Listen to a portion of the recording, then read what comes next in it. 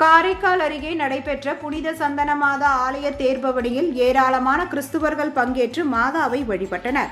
புதுச்சேரி மாநிலம் காரைக்காலை அடுத்த பிள்ளை தெருவாசல் கிராமத்தில் அமைந்துள்ள பழமை வாய்ந்த புனித சந்தன மாதா ஆலயத்தில் ஆண்டு திருவிழா ஆடி மாதத்தில் நடைபெறுவது வழக்கம்.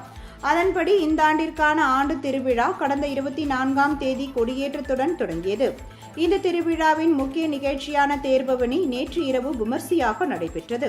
தேர்பவனியை முன்னிட்டு புதுச்சேரி கடலூர் மறைமாவட்ட பேராயர் பிரான்சிஸ் கலிஸ் தலைமையில் காரைக்கால் மாவட்ட முதன்மை பங்கு குரு பால்ராஜ் குமார் ஆகியோர் சிறப்பு திருப்பலியினை நடத்தி வைத்து சந்தனமாதா சொரூபம் வைக்கப்பட்டிருந்த தேருக்கு புனித நீர் தெளித்து தேர்பவனியை துவக்கி வைத்தார். தேர் கிராமத்தின் முக்கிய வீதிகள் வழியாக சென்று மீண்டும் ஆலயத்தை வந்தடைந்தது.